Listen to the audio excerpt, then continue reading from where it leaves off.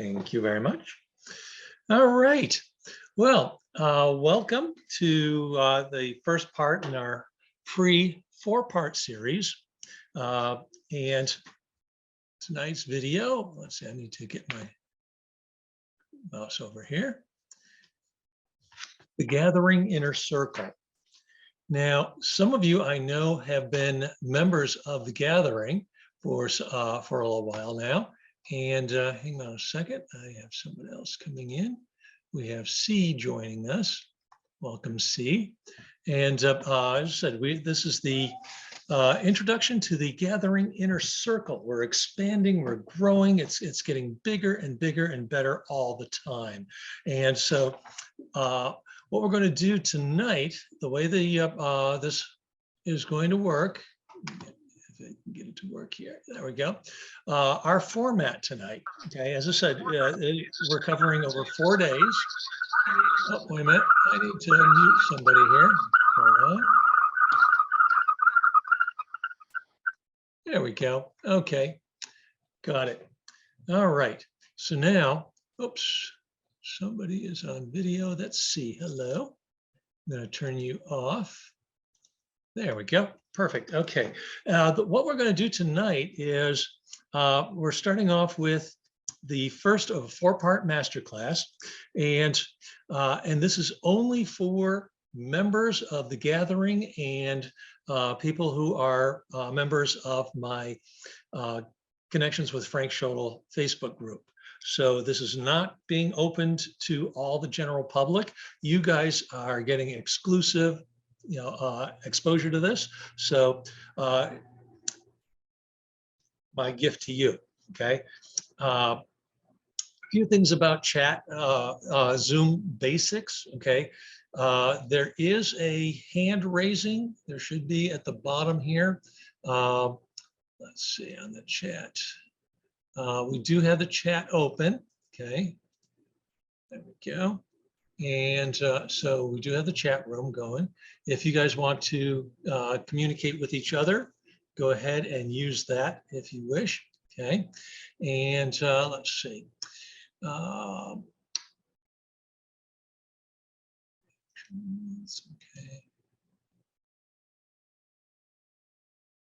Gestures. Yeah, okay, got it. Okay, got it, good, all right. There goes our chat room. Good. And Betsy says, hey, y'all. So we know the chat is working. Thank you, Betsy. Okay. Now, as I said, we are right now, we're muting. If someone needs to make a comment or ask a question, please first post it in the chat room. And then we'll see, if time allows, if we can work it out, we'll go ahead and open your individual audio so you can ask questions as we go along, okay? There will be an open question and answer period toward the end of the presentation tonight. So be ready for that. And at that point, I will open all the audios, and so we can share things back and forth, okay? Now, first thing, get out of my way here. I want to know, do you ever experience unexplained sounds or voices? Okay. I want you to start recognizing your abilities during tonight's presentation. Think about the kinds of experiences you might have encountered, might have had, or maybe hope to have, okay? And make notes of this as you go along. Okay, so we can discuss these later. What about mysterious sound, sense or smell? So I was talking to a client just yesterday who is clairalience, and she picks up specific scents from a deceased loved one that no one else can smell, but they are right there, and she recognizes it and she knows who it is immediately. So let's see. Oops. There we go. Objects seemingly moving on their own. Okay. Have you ever seen things move or I know for in our experience, a lot of times we'll set something down, some car keys or something down on a table. You know exactly where you put it. You go to find it, it's not there. You look all over around the table, under the table, here, there, and everywhere. It's just not there. Okay. So after a while, what do? You've looked everywhere. You finally found your second set of keys. You go back, and there is the first set right where you would put them. Somebody messing with you, maybe trying to get your attention. Okay. Have you had any other types of paranormal or intuitive phenomena that you have experienced? And that's what we're going to be talking about here. Okay. Things like, do you know when the phone's going to ring? Or do you know who's calling before you look at the phone screen to see who it is? Oh my gosh, that's my sister. Oh my God, I've got to grab the phone and even before it rings or before you know who's calling. Okay. Do you ever know what's on the other side of a door that you've never opened before? Coming into a room where this is not someplace you've been. I've had this experience from time to time where information from past lives or information from others who have passed who are sending it to me will tell me what's on the other side of that door. My family and I were visiting Biltmore Estate in Asheville, North Carolina. And this was my first trip there. It was probably about 30 years ago now. And my first visit, and each door we came to, I knew what was on the other side, and I described it to the rest of the group, the rest of the family, before we went into the room. And there it was, just as if I had been there. And through regression, past life regression, discovered that yes, I had been there. I was there during the construction of the mansion. And that's why I knew what was in each room or what each room was before we actually went into it. So these types of things do happen. These are intuitive abilities that people have. Okay. And do you ever experience any other types of psychic abilities? Okay. This is a quote from one of my people here. Okay. Okay, she's not with it here in the group tonight, but Angela writes, "You taught me so much, especially about what my family refers to as the gift. For so long, it's been like living in a glass enclosed house with amplified sound. It seemed as though everyone wanted to talk to someone or just me. As soon as they realized I could hear them and or see them, it made such a huge difference finding out what was going on." Okay, if you've ever had a chance or opportunity, if you've not seen it, I recommend you go online and find the movie Ghost Town with Ricky Gervais. It's a wonderfully fun movie where he has a near-death experience, and then afterwards, it just expands his intuitive abilities exponentially to where now he sees all these people. It's kind of like the sixth sense. I see dead people. Well, and they saw him and they wanted to contact him. And it just became, how do we control that? How do we take charge of our intuitive abilities, enhance them, build on them, grow with them,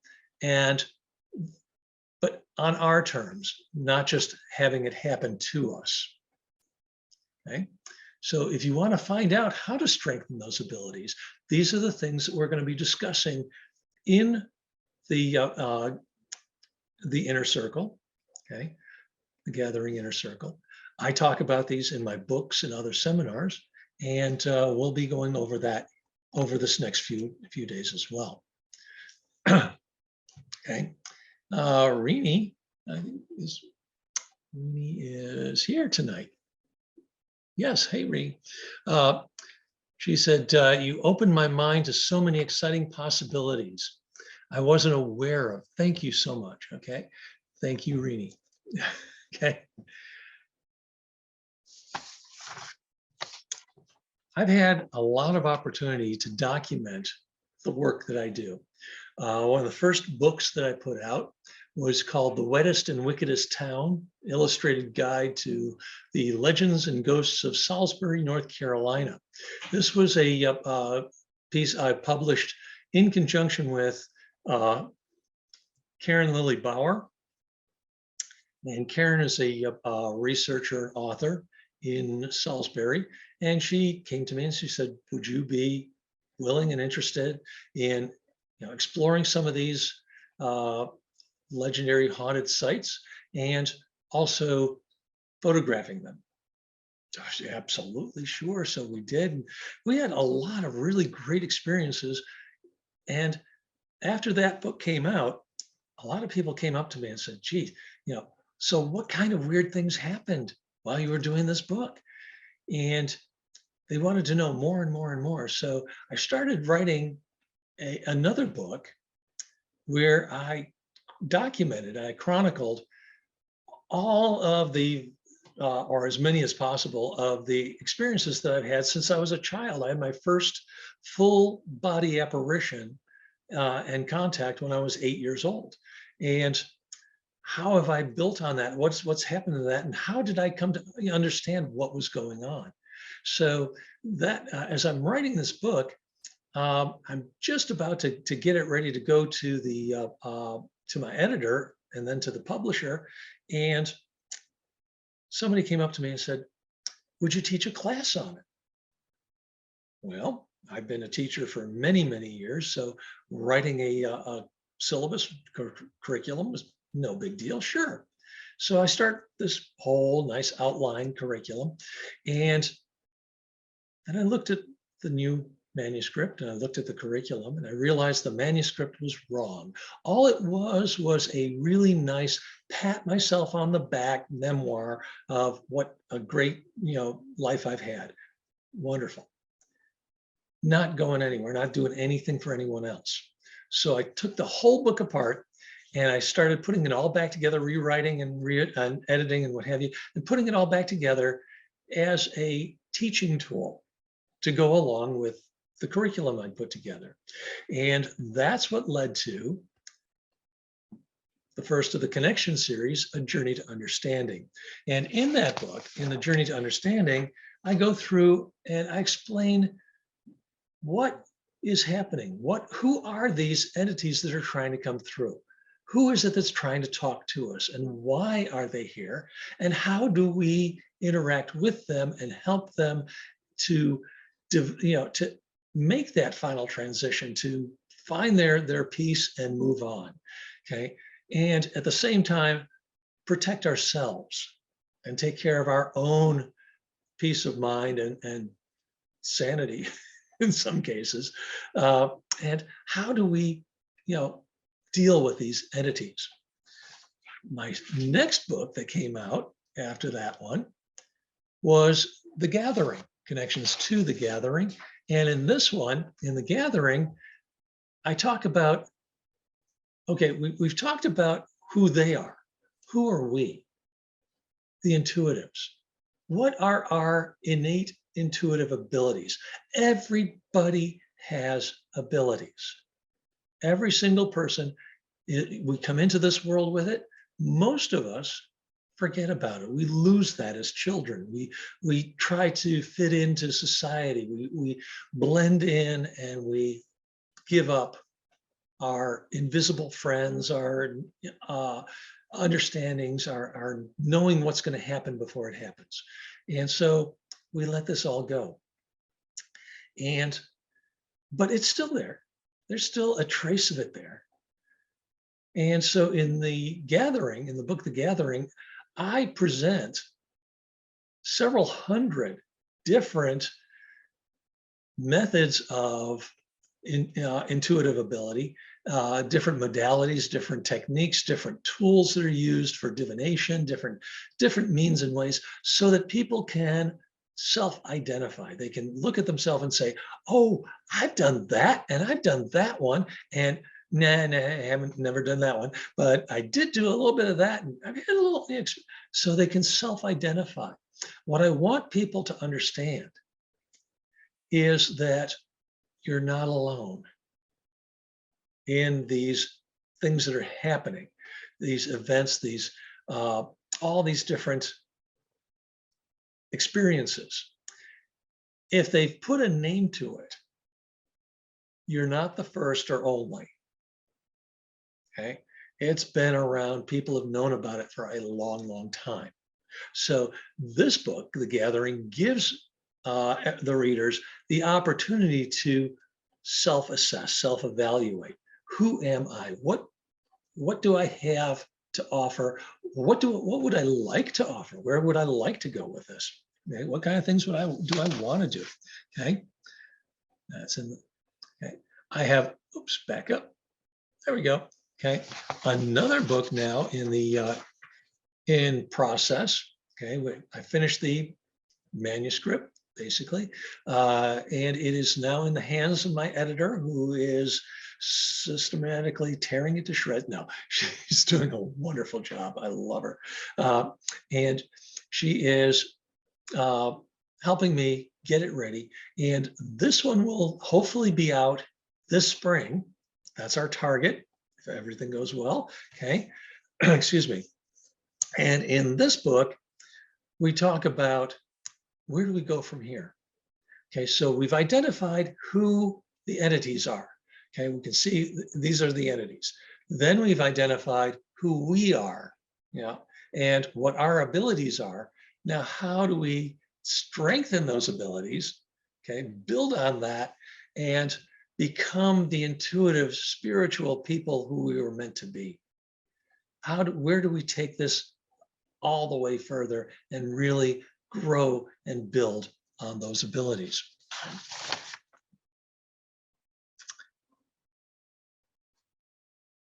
There we go. The Gathering Inner Circle that we're talking about this week, it is an opportunity. Right?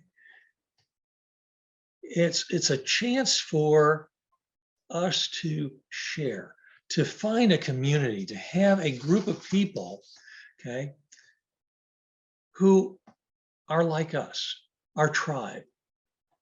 We are going to I'm going to be drawing from all of my books, all of the classes and seminars and blogs and things that I've done, experiences I've had, as well as drawing on experiences and the knowledge of other experts.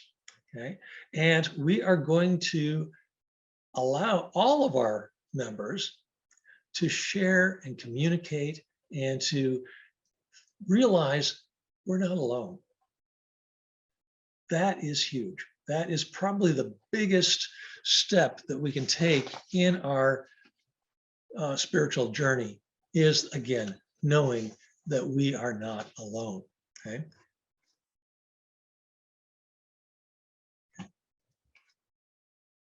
The inner circle is going to allow you to break through your fears and superstitions so that you can identify and develop your own innate abilities, okay? So that you can become all that you're meant to be, okay? And again, remember, we are all born with these abilities. This is not something that, oh, they can do it, but I can't. Very often I use the analogy of the Olympic weightlifter. Okay. He goes out on the mat and he reaches down, he picks up the bar, and he lifts 650 pounds up over his head. Drops the bar, and the crowd goes wild. I guarantee you, he did not come into this world with a single bone, muscle, ligament, tendon, blood vessel, or nerve ending in his body that I don't have. I cannot lift 650 pounds. I would hurt myself severely if I tried. Okay, not going to happen. How come he can do it and I can't? Simple, because he has exercised those muscles and those abilities since he was a child. The same thing applies to our innate intuitive abilities. If we don't exercise them, they kind of fall away. They atrophy. We're going to learn in this group how to bring them back, how to reopen and re-energize those abilities. Okay? And some of the abilities that we'll be discussing, okay? ESP, precognition, telepathy, clairvoyance, postcognition. These are the psychological world refers to this as psi. These are the mental capacities, if you will. Okay. ESP or precognition, knowing what's going to happen before it happens. Telepathy is knowing what another person is thinking or what they're doing. Postcognition or clairvoyance also. If you're clairvoyant, you know what's happening somewhere else at that moment. Okay? And then postcognition is knowing what has happened in a place where you have not been. Okay? You weren't there to witness it, you didn't see it, but you know what's happened in detail. Okay, that's postcognition. Okay? Some other forms of clairvoyance and telepathy, we'll be talking about remote viewing, knowing, actually seeing what's going on somewhere else at another time. Okay? And we'll be discussing the difference between psychics and mediums, okay? Because there is a big difference there. In the ESP area, we have what are known as the clairs, okay? And the clairs, there are quite a few of them. If you can see my screen here where you're sitting, but I'll run down through these. Clairaudience is hearing things that other people don't hear, hearing voices. Claircognizance, that is simply knowing. I know, I've got a feeling, I just know not to go this way, but to go that way, to avoid something. I don't know why, but I just know it. Okay? Clairempathy, that is sharing emotions. And I hear from a lot of people who are empathic. They can feel the emotions of another person. They can feel, I've got another person coming in here. Hold on a second. All right. Where's my mouse? There she is. And Lisa Katrina is joining us. Oh, there she is. Okay. And okay. Lisa, I'm going to go ahead and mute you right now so you can hear what's going on, but not open up to chat yet. We do have the chat room on, so if you want to communicate with others in the group, please do. Okay. And right now we're talking about the clairs. Okay. Talked about clairempathy. Another one, clairgustance. Actually tasting it. I had a client who I was reading for, and his grandmother came through very clearly. And at that moment when I saw her, I could actually see the woman in her apron, in her kitchen, with her mitts on, pulling a tray of cookies out of the oven. And we had the clairalience, which is sense of smell. Okay, I could smell the cookies, I could see the cookies, and clairgustance, I could taste them. They were, oh my God, these are good cookies. So, love the cookies. Okay, there's also clairtangency, which is you can feel it, you can receive things, or you can sense, textures. You can sense feeling people and things around you. Okay, as if they're actually right, kind of like a mime in a glass box. I can feel the box. Okay, Now, this is not the same as psychometry, and we'll talk about that later on. Psychometry is actually getting readings or sensing things by touching an object. I put an object in my hand, I touch it, and ooh, wow! All of a sudden, I get images and I get messages. Okay, that's psychometry. Clairtangency is actually feeling like you're actually touching something. You can feel the bark of the tree. You can feel the softness of a blanket. Okay, uh, and of course clairvoyance. Clairvoyance is one that we hear about a lot. You know, people always talking about being clairvoyant. Well, what does that mean? Clairvoyance is the ability to see entities, to see things, objects that aren't apparent to anybody else. They're just not there, but they are, and you can actually see them. Okay. Finally, we have clairsentience, and clairsentience is all of it and bits and pieces. That is the combination of any or all of these clairs, any or all of these, that you can experience at any given time. Um, very often in my readings and my experiences, I am getting clairsentient readings where I will see things, I'll hear things, like I said, I smell, sometimes even taste, but it bounces back and forth. Sometimes it's just a feeling, sometimes I can clearly see it. So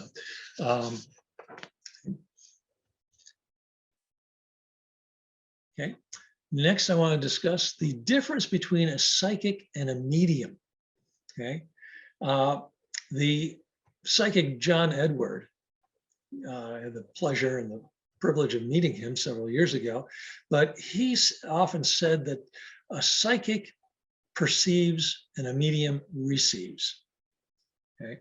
A psychic just simply knows. Okay. What I like to say, the way I like to describe it is a psychic walks into a room and tells you where your missing keys are. A medium walks into the same room and tells you who moved them and why. So it's just all mediums are psychic, but not all psychics are mediums. Depends on the modality or the method that they use to get their messages, receive their messages, and then deliver them. Okay.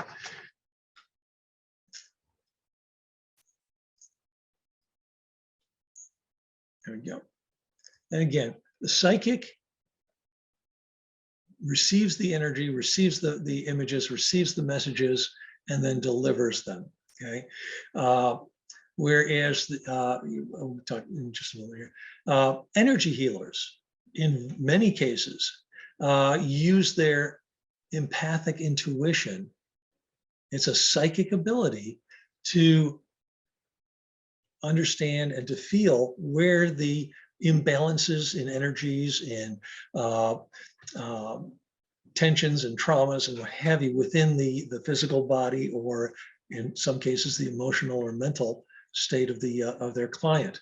Okay, so they are working as a type of psychic. Okay, in that they have focused that intuitive ability into the healing arts. Okay. A medium, on the other hand, is a conduit, like a channel. Channelers are mediums. Okay. They actually receive the messages and then deliver it through. It's not coming from the medium, it's coming through the medium. And that's very important to understand. We don't, once we start trying to make it come from us, first of all, you don't want to interpret what's coming through, you just want to deliver the message. The more we try to get our head into it, the less likely it is to get a good, clean, clear, honest message. Just let it flow, right, wrong, or indifferent. And I've said this to clients for many, many, many years. Don't tell me what's going on up front. Don't tell me who, what, when, where, why, how. let them tell me. Let it come from whoever's trying to come through to deliver that information, to give it to us in a way that it's absolutely clear that I'm not just repeating back something you said to me. Okay. I'm not just telling you where the keys are. I'm telling you who is responsible for moving them to where they are. Okay. So there are several different types of mediums. There are evidential mediums, and I like to group myself in here with this, class myself in with this group, where we deliver the message without pre-information, without getting all of that cold read or hot read information up front. And we'll talk more about those later on. But forensic mediums actually work with law enforcement agencies and investigative groups to find out what happened. Historical societies also will sometimes enlist the aid of evidential mediums to get them started. Once they have those facts, once they have that information in front of them, then they can go back to archives. Many times I've ended up in newspaper archives and historical records. I've gone to church files on cemeteries, who's buried where and what were the circumstances of that burial, and get the historical evidence that backs up what came through. Okay, archaeological mediumship, people who work with archaeologists, anthropologists, researchers in giving them the starting point, saying, I got a feeling you should maybe try to dig over here. I'm feeling something is over here. Dowsers are very sensitive intuitives that use evidence. They will go with the rods or sticks or whatever tool they choose to use and locate water, minerals, oil, gas deposits, whatever it may be, because they can sense that energy coming through and they pick that up. And then once they've said, this is the spot, then the team will come in and drill, and sure enough, up comes the well. Okay, so these are evidential mediums. And back. Okay, the next group, next thing I want to talk about in terms of our abilities, telekinesis and psychokinesis. Often confused, not the same thing. Telekinesis is the ability to move things with your mind, to use your own energy, your energy field, to actually generate, emanate out, and push and move and pull and attract or push away objects, physical objects, cause things to levitate, cause things to move. Okay, that is telekinesis. Psychokinesis is actually manipulating or impacting on the physical properties of an object. This is where Uri Geller bends the spoons, okay, by just holding it in his hand or thinking or looking at it makes it bend. Getting a telekinetic can make a candle flame flicker. Take a candle and put it in a glass tube, like the chimney of a lamp, an oil lamp. Just set a candle in there so that your breath, you blow at it, nothing's going to happen, and now make the flame flicker through the glass. That's telekinesis. Make the flame go out and then relight. That's psychokinesis. Okay, so it's still using your own abilities, using your own telepathic and energetic, intuitive abilities, innate abilities. Okay, astral projection. Next one I want to talk about. Okay, astral projection is the ability of a person to move their consciousness out of their body, to actually take a walk down the street while you're laying in your bedroom and see what's going on. I will caution that astral projection takes practice. It should not be taken lightly. It's not a game. I would encourage very strongly, if anybody is interested in doing, trying astral projection or mind out of body travel, to work with a guide, an experienced person, a shaman, guru, teacher, someone who can help walk you through the steps. First time I did an astral projection, I was fortunate to have someone there who knew what was going on, because it totally blew my mind. I'm laying there on the sofa. Next thing I know, I'm above the building and I can see the people walking down the street. I was describing vehicles coming by, and witnesses were looking out the window at the same time going, oh my gosh, that's what he's seeing that. How does he's laying over there. How is he seeing that over here? And then coming back, getting yourself back in and getting yourself back together. So it really helps to have an experienced person working with you before you try to do astral projection or mind out of body travel, okay?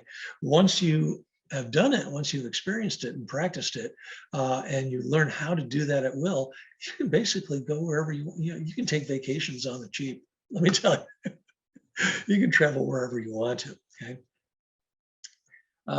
It's now astral projection, I will tell you this, it is, you are fully conscious when it's happening.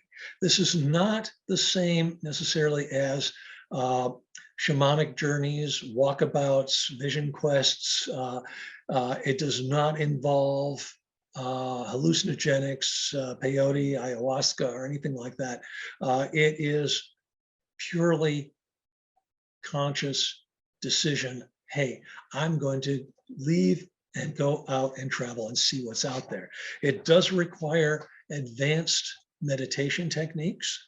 It does require that you can achieve what's called lambda level. And again, in the group, we'll discuss and talk about more about how to work your way through the different consciousness levels, okay? And literally at will, so you can calm yourself down. Get out of your beta wave, everyday consciousness, jumbling, bouncing all over the place, hectic, into a gamma, lambda, and lower levels, calmer, easier, so that you can do more, more in depth with your own intuitive abilities, your own innate abilities. Okay. Actually, there is also something called psychoenergetics, and this ties in more with the remote viewing. In remote viewing, you're not actually leaving your body, but your consciousness is seeing what someone else is seeing at another place. Okay. I know it sounds like, oh, this is all sci-fi and this doesn't really happen.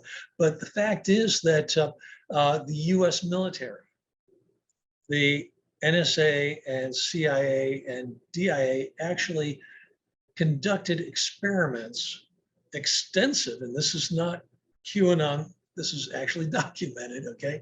Between 1975 and 1995, they conducted experiments with intuitives to see if they could develop and expand on this mind out body or remote viewing ability for intelligence gathering, to do covert operations and spying techniques, etc. It was called Operation Stargate. Had nothing to do with James Spader or Kurt Russell. Okay? It was not the movie. This was a actual government project. Uri Geller was involved, as well as a lot of top name psychics, mediums, and intuitives. Okay. By the way, at the same time, other countries, Soviet Union, then Russia, and others as well, conducting similar investigations. Israel, extensive research and study in remote viewing and psychoenergetics. Okay.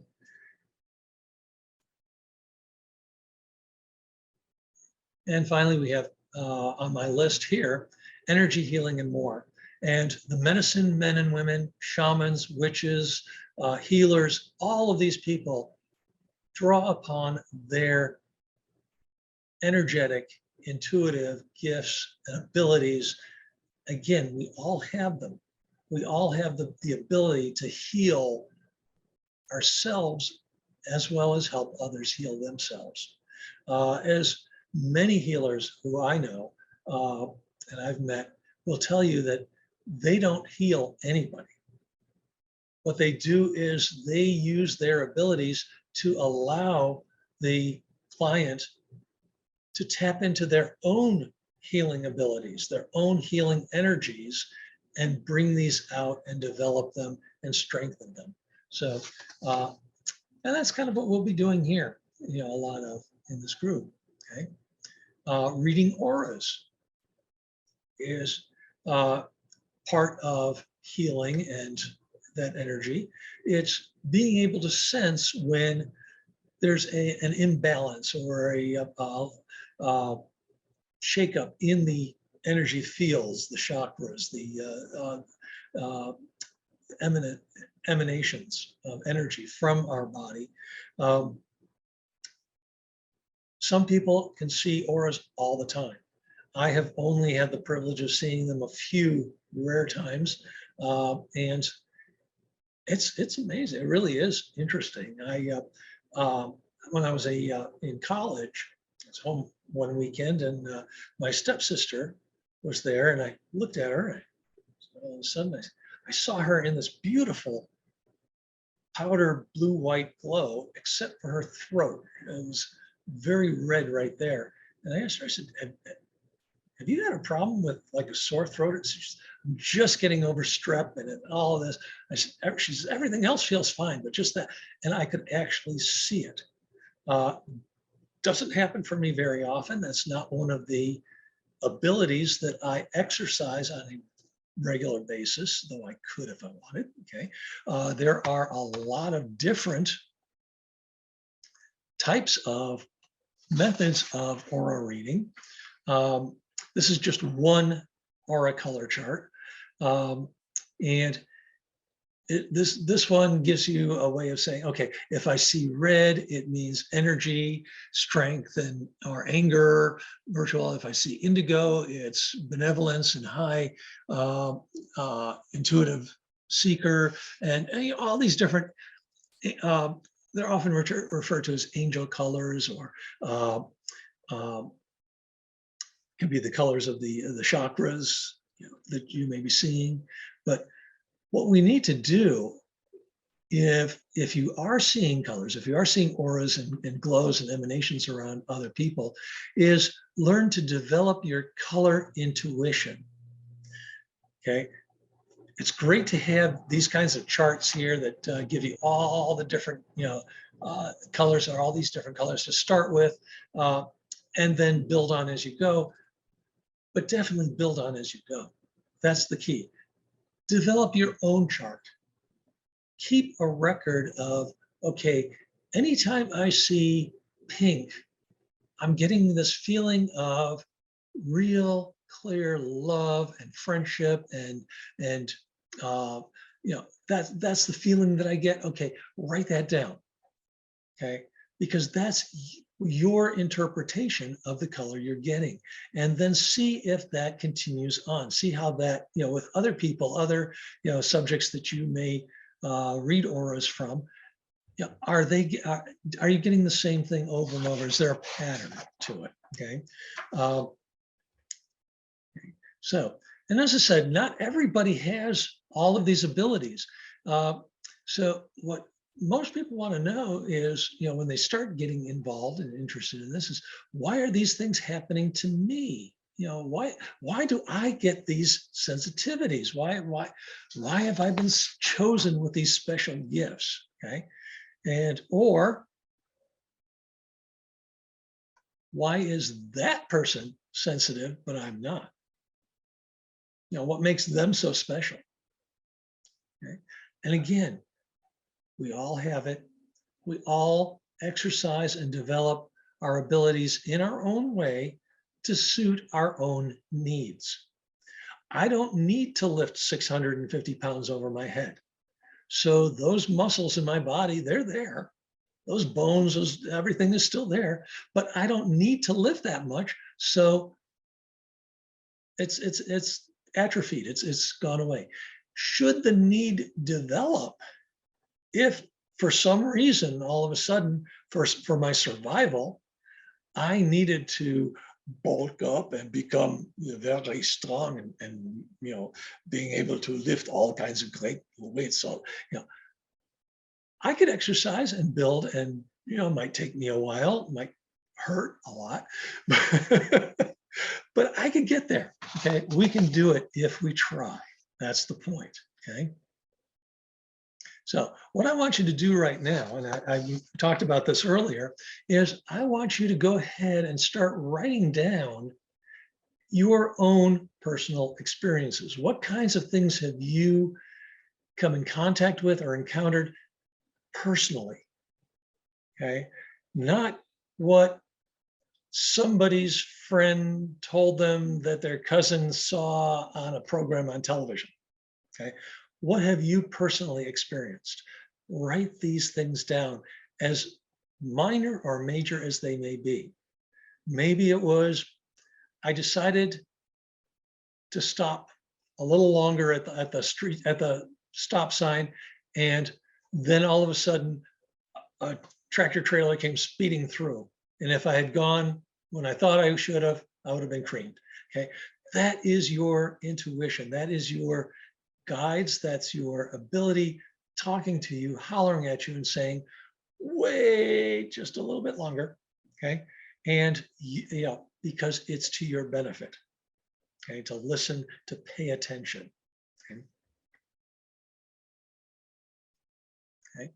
And that is really very important. Okay. Whenever you use your abilities for any reason whatsoever, always set the intention first. Whenever I hear, people saying, "Oh, Ouija boards, they're evil, they're awful. It's that's the devil's doorway." Well, baloney. It's a board with letters and numbers on it. Okay. The board itself has no power. The power that the board derives is what we put into it. It's our intentions.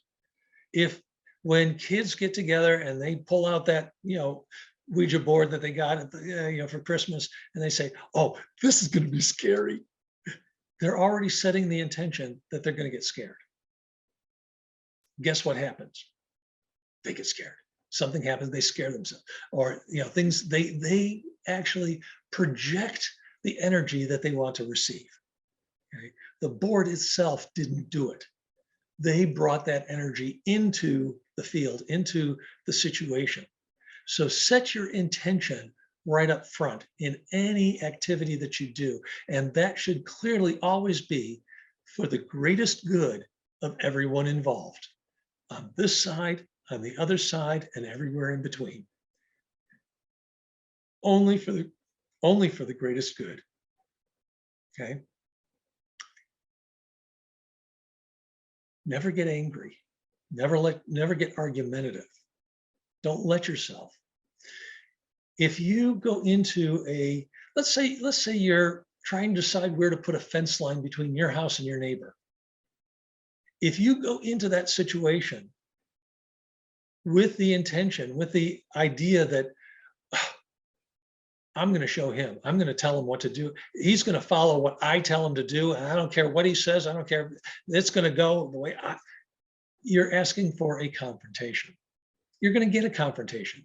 You walk into a bar looking for a fight, you're going to end up in the parking lot on your butt. Okay. You get what you go looking for. Set the intentions. Okay. And don't let yourself be bullied or coerced into doing something you're not comfortable doing. If somebody wants to do a session or reading, a Ouija board, seance, whatever it may be, if they say, oh, come on, it'll be fun, it'll be scary. If you're not comfortable, walk away. Make some excuse. Say, oh, wait a minute, this is Monday night. Oh, I forgot. Tonight's the night we shampoo the cat. I got to run. Yeah, ever try to shampoo a cat? You're going to run. So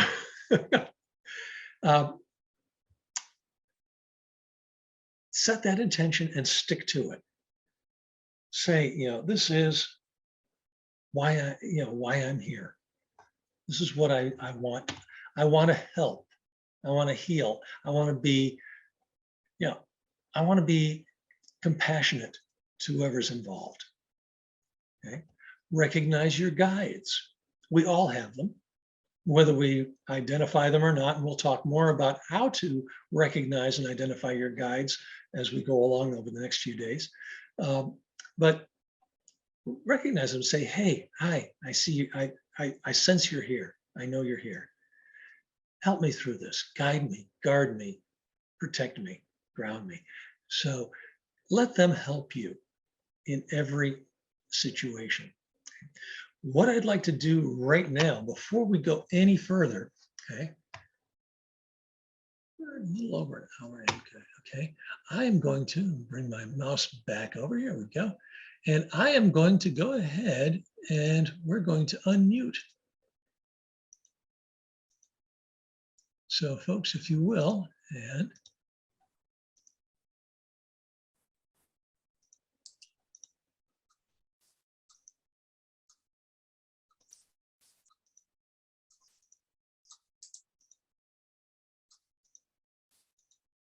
and turn on your videos. Okay, let's see if we can get people up here. Okay, I see. Oh, there's Joyce. Hello. Hey, Joyce. And we've got Rainey over here. And let's see. We get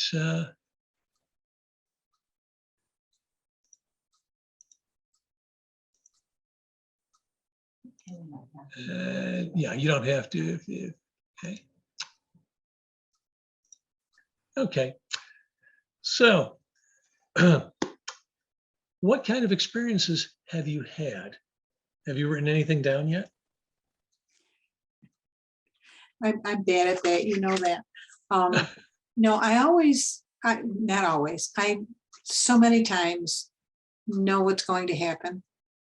Mm-hmm. I know when someone is going to call. I know sometimes when someone is talking to me and I know what they're going to say before they say it. I know when I'm going to get all green lights to my meeting. Things like that, but I don't write them down. And I know you told me to do that years ago, and I still don't do that. I'm sorry. Well, wait till you get to the point where you can start, instead of knowing you're going to have green lights, ask for them. Yeah, I've done that too. Yes. Yep. Yeah. And then you, as you get up to the light, it changes, right? And you go, whoa. Yeah. Thank you. And yeah, so let them, let them work with you. Yeah, absolutely. Mm-hmm. Joyce, what have you had? Anything? Lots. I recently stayed with a friend who had cancer, a friend of more than 50 years. And I was the only one who stayed with her 24/7 for 6 weeks. And I watched her over and over and over walk up to that door and stand there and contemplate crossing to the other side and shaking her head and turning around and walking away. And this went on for weeks. She wasn't ready.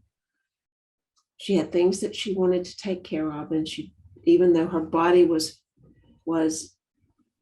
collapsing under her, she didn't want to give up. So she stopped at the door and turned away over and over.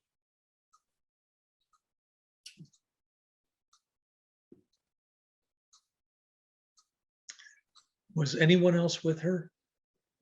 I mean, in spirit around her? Her father was often there. She'd been very close to her father, and I knew her father well.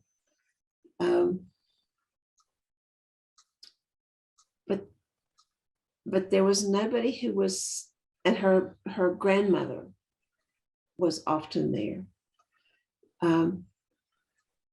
But nobody was saying, go ahead, go.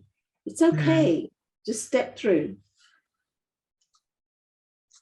Typically, and I've witnessed this myself with family members who've passed, when other members, other loved ones who have passed come to visit, if you will, it's more in the way of giving moral support. It's not really saying, oh, come on, let's go. No, it's when you're ready, we're here with you. And so very, very common for people who know they're dying, who know they're in, preparation of transition, to have visits from others, to actually see their guides or speak with their guides or with, loved ones who passed. Again, as a way of getting ready and easing into it. They're never, it's not like, what was the movie, Meet Joe Black? Is that Brad Pitt played the Angel of Death? Right. So you don't come up and, kiss somebody on the forehead and boom, they're gone. It's like, no, when you're ready, I'm here to help you. Yeah. And so they're there for comfort and ease, not for, pushing or urgency. So, but and Frank, that was why I was there. Exactly. Yeah. Because I was the one person who could see past all of the gyrations and involvement in every topic under the sun except the one that was right in front of her. Mm-hmm. So we saw her through it. Was anybody with her when she actually passed? Her sister. I had just left. Oh, okay. Sister was with her. Yeah, I know, because not uncommon for someone to wait until everyone leaves the room. Mm-hmm. Yeah, I don't want to see you. I don't want you to see me do this kind of thing. So, yeah, I don't want you to be hurt when I leave. So, yeah, transitioning is it's a struggle for some. It's like birth, okay, and we hear the reference, walk to the light. You see the tunnel of light. What does a newborn baby see as they're passing through the birth canal? A light at the end of the tunnel. There, when the head comes through, they finally see the light, right? It's transitioning isn't death, it's just another birth. But it's a struggle. It's not easy for a lot of people. And as I've written and talked about before as well, many times, for some people, they just refuse to accept it. And even Oh, though, even after the body is gone, they're still, struggling to hold on. So it's really beautiful when somebody does let it pass. Yeah. That's another thing that I know ahead of time too. Many of my friends, and people I know and relatives, I know before, I know when they're gonna pass. We don't like that though. Mhm.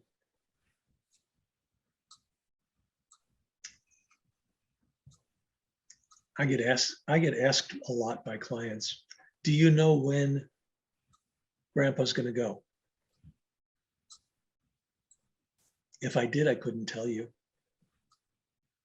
It's not my thing to say, yeah, at 4 o'clock tomorrow. Yeah, no. The closest I've come to telling somebody about someone else's passing was that the doctors all thought it would be a matter of days, and I heard very clearly, no, we're talking up to maybe even 3 months, and turned out it was almost to the day that he passed. But as far as actually giving somebody a date or a time, we try not to. And the reason that they don't is because it will absolutely change a person's actions, emotions, feelings, everything. The whole energy around them can change if you knew exactly when you were going to go. Okay. Like there was an old comedy skit, and it was, what if we were given a 5-minute warning? 5 minutes, Mr. Schotel, 5 minutes. What would you do at that time?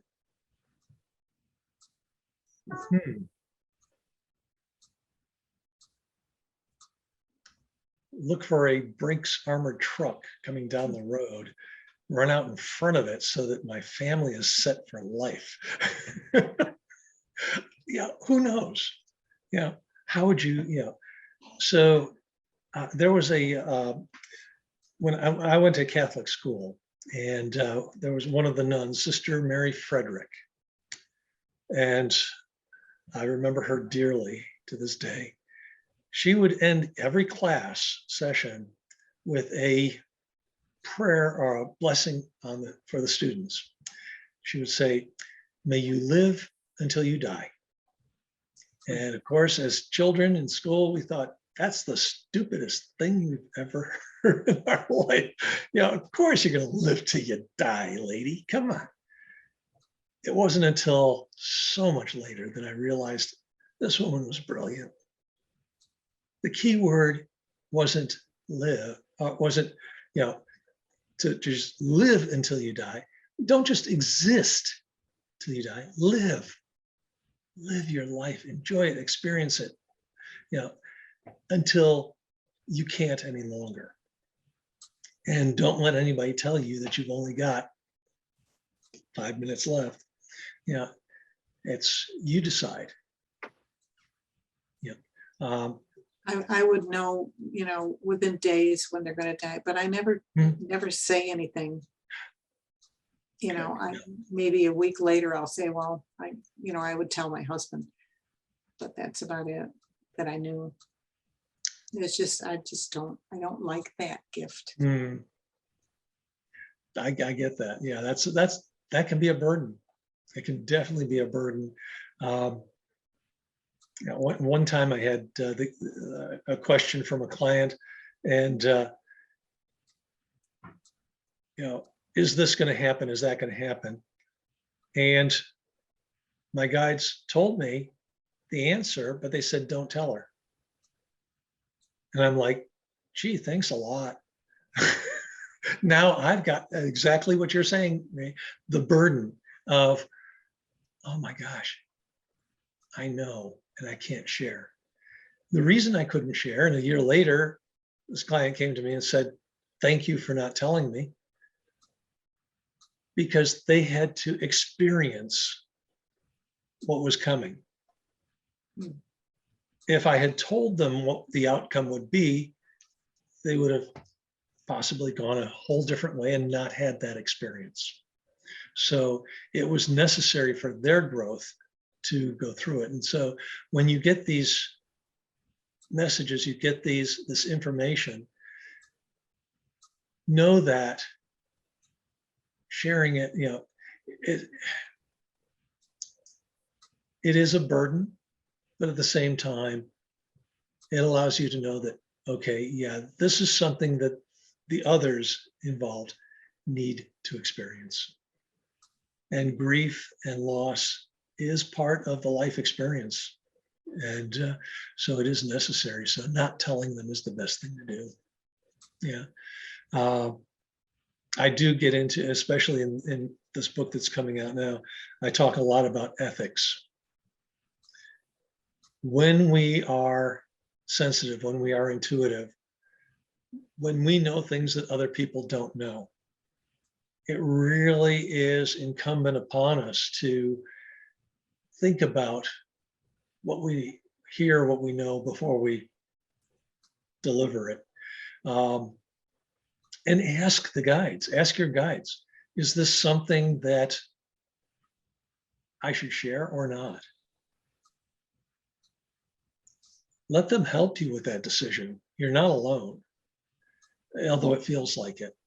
You really do have have support here. Okay, they're all around you, and ask them. Say, hey, which way should I go with this? Is it what's his psychic James Van Praagh. Ben Praagh, thank you. Yeah, he's got a great method. He calls it the traffic light method. And envision a traffic light in your head. What's the first color you see, red, yellow, or green? That is your guides helping you with that decision making. If it's red, don't do it. If it's green, go for it. If it's yellow, stop and think about this for a while before you ask again. And really, but it's just one method of asking them to help you make that decision. There are so many divination tools available. Again, in the Gathering book, talk about a lot of those tools that people use, smoke, sticks, bones, tea leaves, you name it, to help receive those messages, receive that information of how should I do this? What should I do? Which way should I go? And listen to your gut, your own intuition.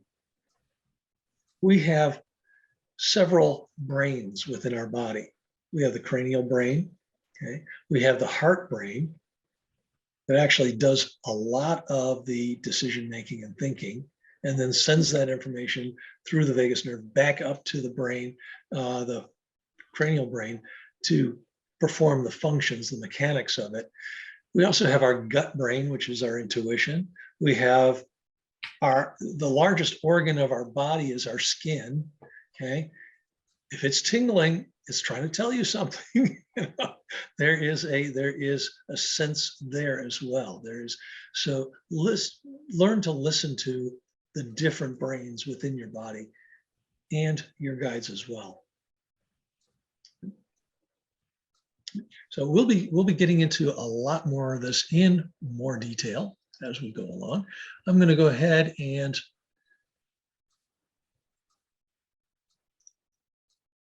close you guys out again. Okay, there we go. And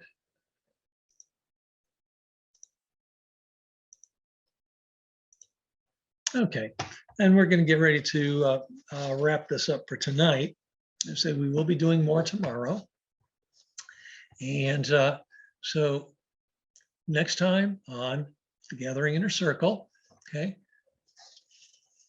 do you ever find it difficult to talk to friends or family members about your abilities?